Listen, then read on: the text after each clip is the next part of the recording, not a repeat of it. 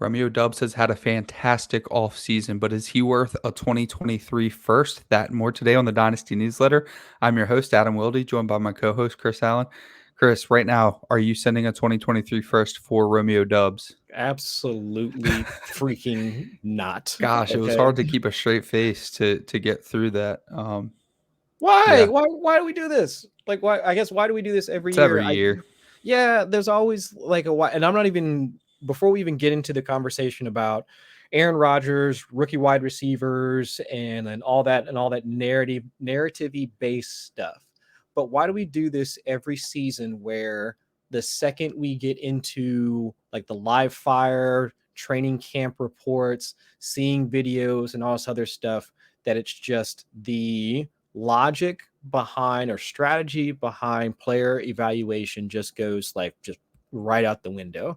It not hasn't even played a snap in the NFL against actual corners, anything like that. But now he's worth a 2023 first. I mean, if you wound up taking him where we essentially had him valued at, where were we talking, like late third, mid to late third, Yeah, like somewhere in there. And if you yeah. want, I mean, that screams profit. I mean, that screams closing line value. If now we're talking about him in the same realm as a 2023 first. So no. I cannot advocate for that, because what are you really looking for? I mean, let's talk about let's look at it in its totality. I mean, honestly, what is the likelihood that after, let's say, after this season, let's say even into after the 2023 season, Rodgers decides to hang it up? What happens to his value after that? Right. If Rodgers didn't like Romeo Doubs right now, half of his value is just that Aaron Rodgers has said to like him while Christian Watson is not playing football. That's exactly it. I mean, you've characterized it perfectly. It's like all of these things have come right in the off season. All of these things have come right. Now, if it was during the actual season where Sammy Watkins gets hurt, like we're all expecting him to get hurt, Christian Watson flames out, Robert Tunyon doesn't come back from injury, doesn't bounce back from his ACL injury like we hope that he will.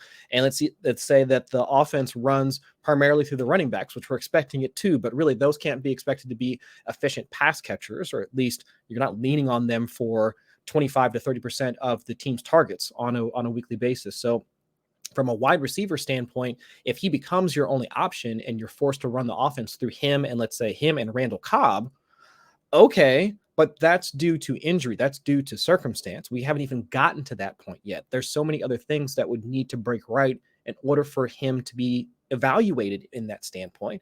And we're just not there.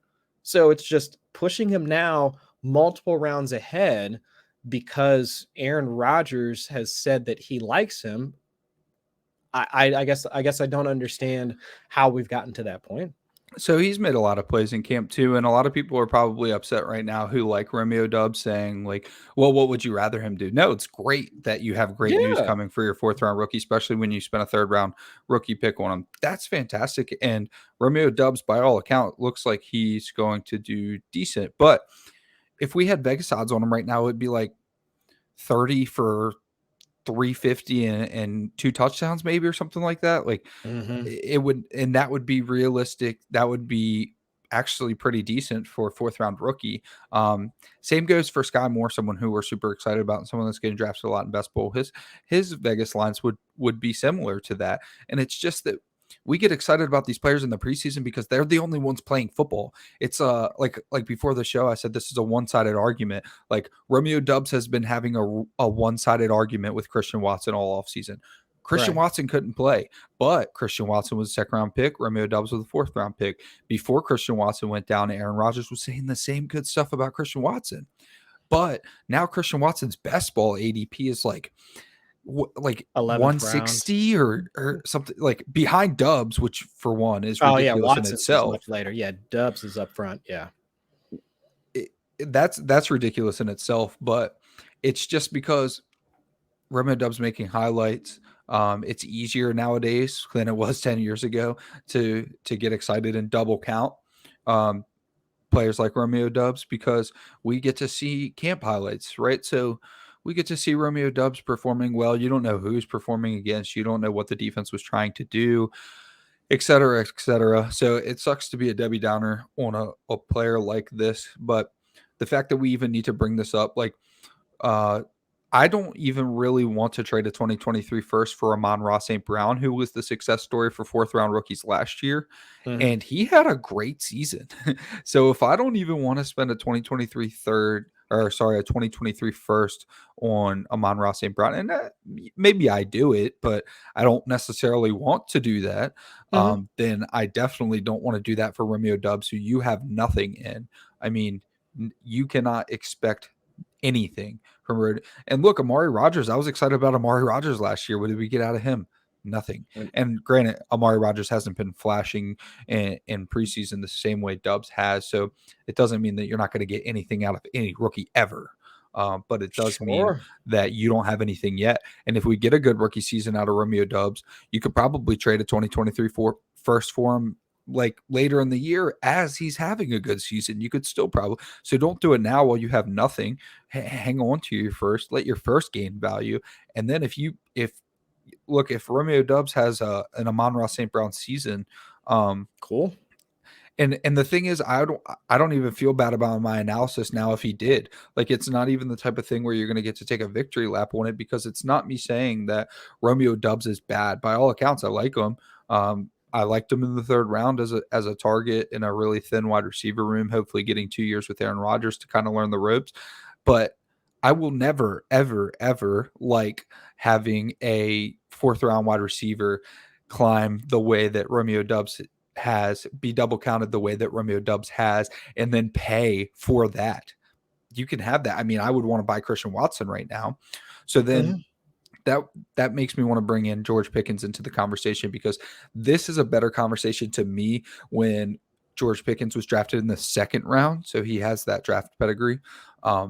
I think I felt like he might have actually snuck into the first round. I know at times we were saying maybe 7 first round wide receivers this last draft. So Mhm. I thought that Pickens could even be a first rounder. It's just such a deep wide receiver draft. But then you also add maybe a little tiny sprinkle of the narrative that the Steelers just don't miss at wide receiver. I mean, the last miss they have was Martavis Bryant, probably, and that was only due to all-field stuff. I would argue James Washington wasn't necessarily a miss. I guess was he a second-round pick or a third-round pick, James I Washington? don't. Oh, I don't remember offhand. It I can might look have it been up a though. third. I think that James Washington actually did okay. He definitely dealt with a lot of injuries, but generally the Steelers do not miss at the wide receiver spot. So I would say that George Pickens a little bit better of the conversation. So let's just start this conversation over. Insert George Pickens in for Romeo Doubs. Now, are you sending a 2023 first for George Pickens at this time? I can see myself sending a 20. They said a 2023 second for him, or 2023 first, just the same. First. Yeah, first. Not at this point, but I wouldn't have done it for Dubs either. But Well, I do. I now it's an understand. upgrade, in my opinion. Now you're stepping up to a situation where George Pickens has a little more draft pedigree, has a maybe better landing spot just because of the organization, Yeah, but I was gonna and say still that. probably not doing it. Yeah, but I was gonna say that I can understand the logic behind trying to acquire George Pickens, just because Sure. coming into the draft, I don't think there's anybody that would have argued, or any would have tried to argue for Dubs over Pickens from a prospect evaluation standpoint. So if we already knew going Right. into, like, even before the draft even happened, that Pickens was a better prospect, and then now really, because that's the determining factor between the two, right? Pickens has started to get hype over the last month or so, and especially Sure. like once they got into the preseason and folks actually saw him against, like, let's say not top NFL talent, but at least also on the field, he was still making plays. So it's like the only differentiator between Pickens and Dubs at this point is the quarterback. So that's really the biggest difference between the two. Because if Pickens' second round pick was with Aaron Rodgers, oh, people have been just completely like lost their minds, Sure. and they would have been throwing their 2023 first at him. But I think the conversation that, at least not the conversation, but the comparison that I want to make is that if you're throwing your 2023 first at these prospects, because they're still prospects at this point, because we Yeah. haven't seen, like, they're not up Like on Pro real Football real life Reference. football. Yeah. Yeah, they're Right. not on Pro Football Reference yet. They ain't recorded no stats yet. So there's still prospects in my eyes. So it's just, if we're going to throw those 2023 first, who's going to be available for you with that 2023 first once you get in the drafts next year? Are you comparing Romeo Doubs to Jackson Smith and Jigba?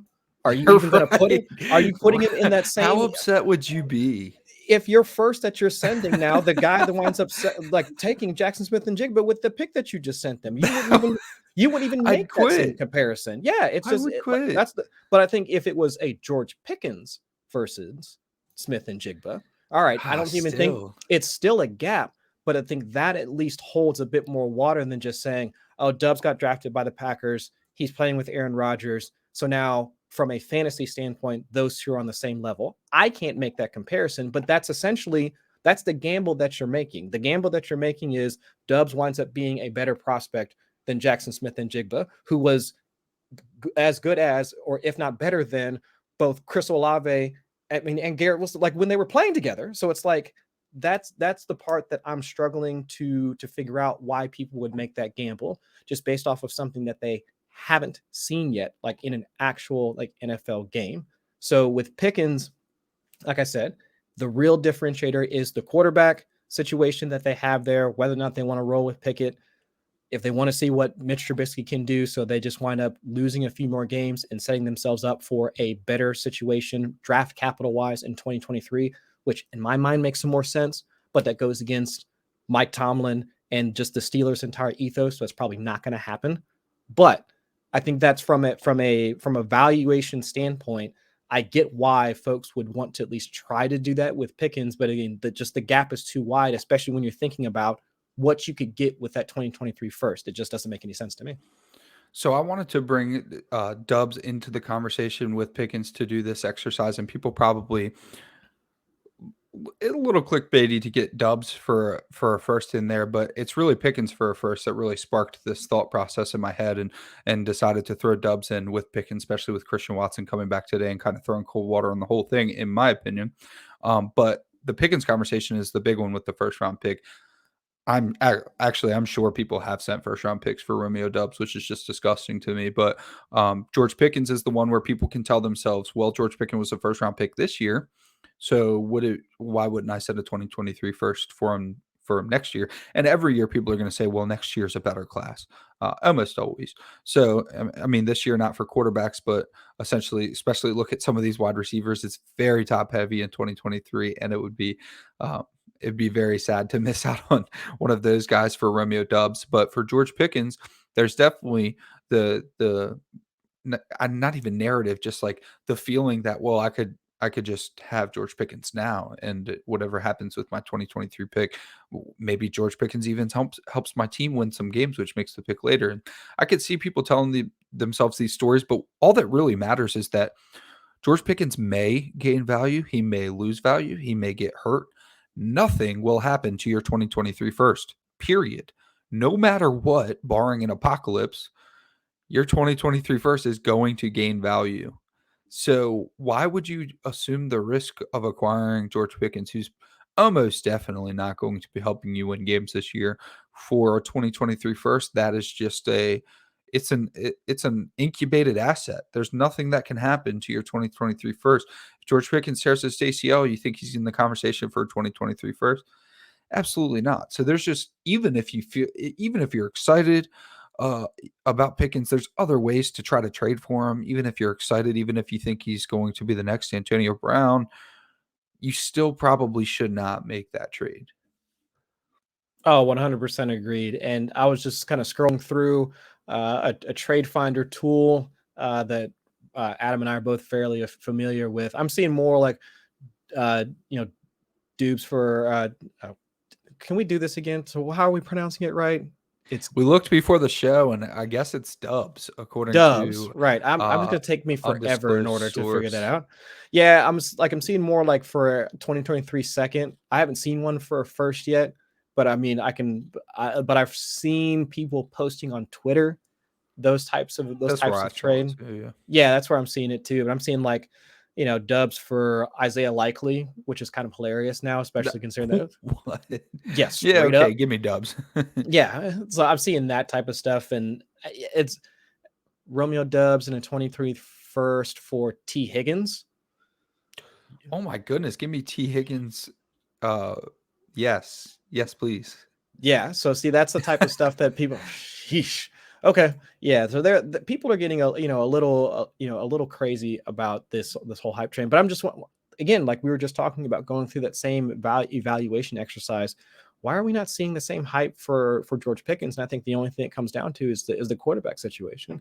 I guess if they knew that they were going to be getting targets from Aaron Rodgers, regardless of how many targets they were going to be, it's just the quote unquote perceived quality of targets that they're going to be getting from Aaron Rodgers versus the combination of Kenny Pickett and Mitch Trubisky that just allows them to talk themselves into, well, this guy is just going to be the best thing since sliced bread. So I might as well just go ahead and get me a piece of that, like, while I still can. Well, that's another situation where it was a one-sided argument between George Pickens and Chase Claypool, and Chase Claypool's value has descended in best ball and in Dynasty with the arrival of George Pickens. However, when Chase Claypool actually got in the game and played big slot, which is like sweet for him, it'll limit his snaps a little bit, but that would be awesome. He did well. He had a really nice catch in the preseason game this weekend. So that was another one-sided argument. It's like, guys, we see George Pickens doing well because he's playing football, because he's a rookie. And we don't see it. Almost is more telling who we don't see play football. Like when you get situations like, we can segue here. If you see a situation where Derrick Henry sits out, yeah, that makes sense. It's Derrick Henry. Well, Dontrell Hilliard also didn't play. So now we had a situation where it was Haskins and Chestnut getting most of the touches in the preseason game was that last night. And it's because Hilliard might have a pretty big role in the offense. So the last thing that we were going to discuss today is Dontrell Hilliard being worth what, maybe a roster spot at least if he's on your waiver wires, essentially just because he's got a third down role when Derrick Henry's catches did increase for sure. But you've got a third down role for Dontrell Hilliard, and probably slots into just a primary backup should anything happen to Derrick Henry, which we know is prone to happen. So, I mean, would you trade anything for Hilliard? But you'd at least pick him up, right? Oh, 100%. You should go ahead and pick him up. Dontrell Hilliard last year had 11.3% like target share, which is actually on par, just like right behind Nyheim Hines. So it's like just like short legs and somewhat like, and also let's see, Dalvin Cook had 11.7% target share. Kenny Gainwell had 11.6% target share. Now I get it. And as we were talking through just going through the motions of the show before we started recording, just trying to figure out how old Dontrell Hilliard was. And it was a shock to me to see that he was 27, Felt almost like he 28 was his years third old. year. Right. We haven't really seen or heard a ton of him. So seeing that he was older, but that's fine. I mean, a waiver wire guy or waiver wire-ish type guy that you can pick up for a year's worth of production, especially in a situation where if you were to do the logic exercise about how things go for the Tennessee Titans, you can see them needing an additional pass catcher. Of course, I mean, Treylon Burks, we can expect to see him take on a larger role like as the season goes on. But what if Robert Woods doesn't come back completely polished after his ACL tear? Well, if the offensive line with missing key pieces along their starters doesn't pan out as well, keeping Derrick Henry essentially penned up throughout the entire year. So they need additional pass catchers. And Dontrell Hilliard, who's already shown that he can be both efficient and useful, like out of the backfield, I mean, why not? I mean, Dontrell Hilliard had a larger target share than Javonte Williams last year. So if I can get that type of production, even on, let's say, a lesser offense in a worse offensive situation than some of the other guys that people are going to be, trying to draft. But if it's in a situation where if Derrick Henry gets injured or if they just wind up getting blown out in games, any guy that you can wind up throwing in that actually fits the profile of some of those guys that can wind up for a week or two being your, starting running back. Because it's not like if Derrick Henry were to go down, they're going to try and turn it into some sort of committee. I'm sure they might try and work Hassan Haskins in, but Dontrell Hilliard can function like as a running back, like on his own. They literally did that last year when Derrick Henry was out. So if that's the case, then why not have that type of guy that fits that archetype like on your roster, like just for this year? Not even talking long term, maybe this year and next year. But for right now, yeah, absolutely, I pick him up. Yeah, I really just wanted to bring him into the conversation for our show because we get stuck in a mindset that dynasty means that you have to, every single move you make has to be for 2 years or maybe 3 years if you're that Or kind you of can only person. acquire young players. Right, exactly. But you still need to win games at points. So value is what value is. And if you could get a player off waivers or even trade for him very, very cheap, you get production this year for a player that not a lot of people are in on, especially since Hassan Haskins has more value than Dontrell Hilliard, and Hilliard's probably going to start over Haskins. We've got two more rookies to get into, but first, if you've been listening to this show, the Dynasty Newsletter, the newsletter portion comes from the Footballguys newsletter that comes straight to your inbox from Joe Bryant. It is created by Joe Bryant, Cecil Lammey, and Sigmund Bloom. All of the latest news and updates will come directly to you. They go in extreme detail. So every storyline that you get in the NFL, it'll come directly to your inbox. And then we will parse through that and figure out what is dynasty relevant. We have two more rookies that I want to discuss. Since we were on the Titans, let's go ahead with Treylon Burks. He's had some positive buzz coming out. And if you think about, I almost want to make a term for this, the compiling negativity that we always get. Like last year, we've referenced Kadarius Toney. I've probably referenced Kadarius Toney every time we've talked about Treylon Burks because honestly, it was a lot of hoopla, a lot of nonsense, a lot of like, I don't care that he wore the wrong size shoes.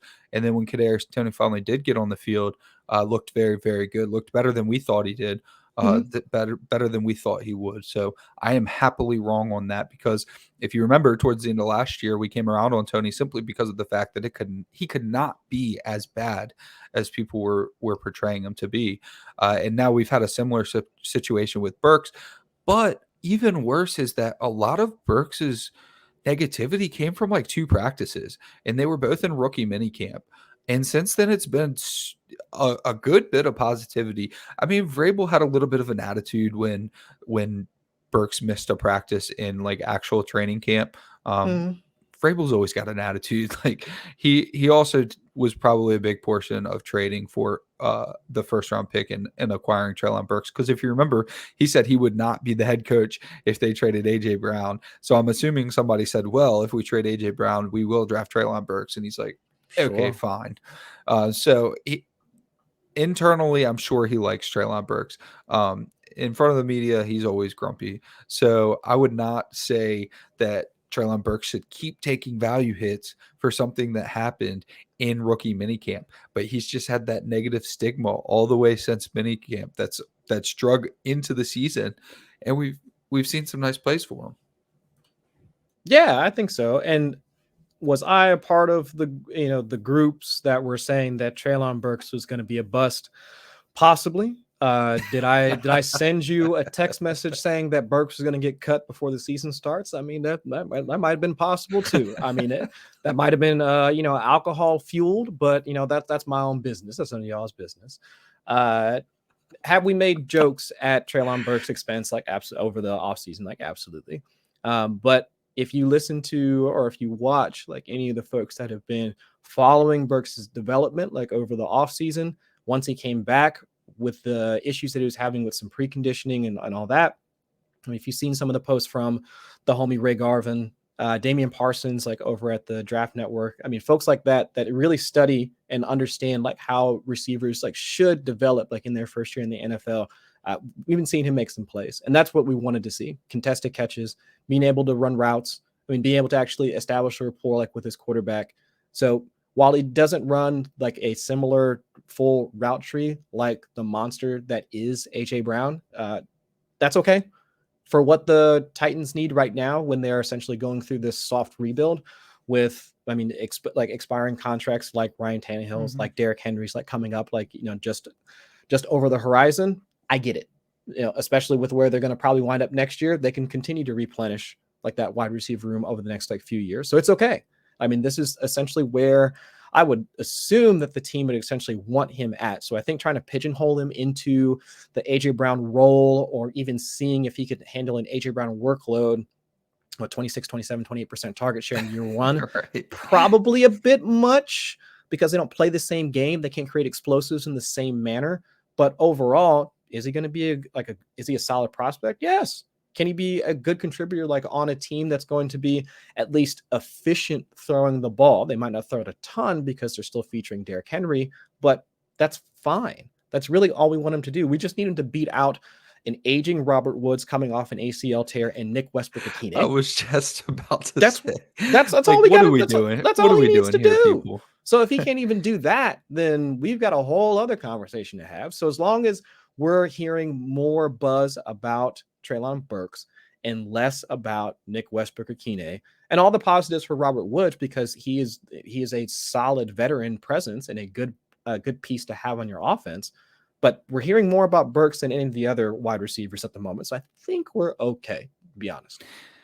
Yeah, I was just about to mention that. I mean, if he can't beat out Nick Westbrook-Ikine, he's done It's a anyways, wrap. period. Yeah. So, I mean, what are we doing here? Like, you look at the depth chart and just say, all right, we'll pencil him in. This smells of Olabisi Johnson starting over Justin Jefferson. I don't know if it's gonna be that big, but yeah, I get what you're saying. Okay. Right. I mean, Treylon Burks probably, well, He's not going to be as good as Justin Jefferson, but yeah, I get what you're saying. but I would have said Justin Jefferson wasn't going to be as good as someone else too.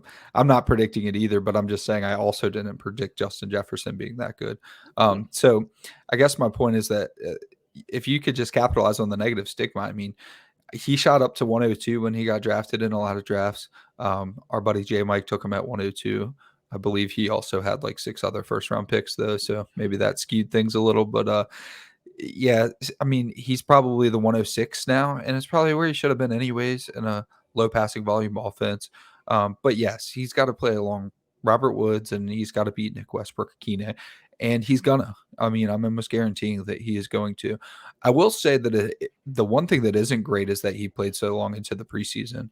I would think that there would be a lot of window dressing on the situation, and that a lot of negative from Vrabel because he's a negative person, but they wouldn't play him a ton in the preseason. So it was a little concerning, but also Vrabel's the kind of tough guy that's like, oh, you're not conditioned?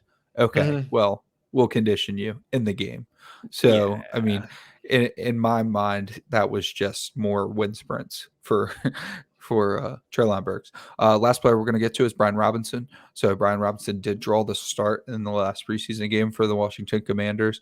Antonio Gibson came in a little bit, didn't play a ton, which to me says that Ron Rivera is saying, hey, man, you're about to lose your job. But he wasn't willing to play Gibson the amount that he would have played Brian Robinson. In fact, I think Brian Robinson still had more snaps than Gibson, but he just drew the start.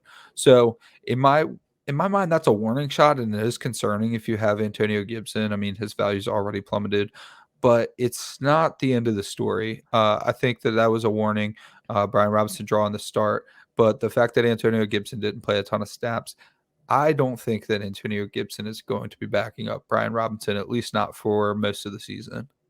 No, and I think that's fair to think that. It's just that what's the plan like moving forward? It's not like it's a plan for any of us out in the fantasy world to really understand, because we've already heard like the weird comparisons. Like, do y'all think it's weird that Ron Rivera keeps comparing his running backs to like former Panthers running backs? Because what didn't he say? Yeah, Antonio Gibson was CMC, and then Gibson got like a 3-round boost on that. Yeah, and then now I think he's saying like Brian Robinson is Jonathan Stewart. So it's like, okay, man, you can't think of like any other tight any other running backs to compare like your players to. Which I mean, I get it. Like I would say Ron Rivera is probably as like boomer as it comes to like being a head coach in the NFL, and that's fine. But I would say that the positives for Brian Robinson, he definitely fits the archetype of a running back like we were talking about beforehand with Dontrell Hilliard, where it was like, obviously not in the same vein because Hilliard's like 27, 28 years old. Robinson is coming into his rookie season. But if we were thinking about the Robinson Gibson workload split, like in their first season, and if the assumption going in like at the beginning of the summer was that Gibson was going to be, let's say, the primary running back, but then Robinson has like, maybe because he's 224 pounds, if I'm remembering correctly. So maybe he gets like the short yardage. Yeah, he gets like the short yardage work. He plays like the James Conner-ish like type role like from last season. So he bangs in a few touchdowns, like blah, blah, blah. But let's say now, looking at the way things are shaping up, okay, so now he gets a larger piece of the pie. So let's say in the event and this is at least my general thought like behind this entire debacle, because Antonio Gibson was seen practicing with the first team, the second team, the third team on the special teams unit. Thought he was getting Ron Rivera coffee at some point. I don't know what was going on with the man, but if my suspicions are correct, I think the easiest way they're going to go about doing this is that let Antonio Gibson like be the starter, have him have his normal workload, but in the event that he goes down, they have a running back that they can put, like, let's say, essentially into the Khalil Herbert role from last year. They lose David Montgomery. They're like, oh, yeah, well, we've got this Khalil Herbert guy like lying around. Let's go ahead and push him into it. Oh, he's actually legit because he has the size. I think Herbert is probably like 8 to 10 pounds like lighter than Brian Robinson, but at least he has the size. He has the speed. If we want to put him out in space, he can at least like catch a ball and like fall down. Okay, fine. And Brian Robinson can be used in that way. So now going into the season, in the event that Antonio Gibson goes down, which has happened every single year so far, he's already dealing with the same injury from last year. Right. So the Commanders have a plan in place for what to do in the event that they're starting running back as of right now, because not like anything's changed. But as of right now, Antonio Gibson is their starting running back. They have J.D. McKissick waiting in the wings for third down, hurry up situations, passing down, like whatever the case may be. But at least then they have a plan in place. They have structure in their offense because they're going to need as much structure as possible that they have Carson Wentz under center.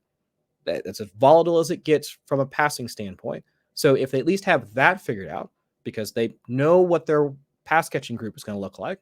Terry McLaurin, Jahan Doxson, Logan Thomas activated from the PUP earlier today. So they've got the wide receivers and tight ends figured out. It's also, they need a plan for running backs too, because if they at least have that situated, then they can figure out what the headache at quarterback is going to look like. At least that makes the most sense to me as you try and figure out, okay, well, how's this Commanders offense going to look with Carson Wentz under center? Have as many easy buttons in the offense as possible for Carson Wentz, because that's what the Colts tried to do with Jonathan Taylor and Michael Pittman in his second year. I mean, try and bring back T.Y. Hilton. They had Jack Doyle still like running around. So it's like they had all the easy buttons for Carson Wentz. And Ron Rivera probably saw what they tried to do with him. They're trying to create as much structure around Wentz as possible so that the Commanders don't wind up with like 3 wins and they're just complete laughingstock of the NFC East. It'll probably happen anyway. But at the very least, if they go in with a plan, it's easier to try and, figure out, okay, well, Wentz is really the problem in all of this. At least, again, that makes the most sense to me. So would you prefer Brian Robinson or Antonio Gibson in Dynasty?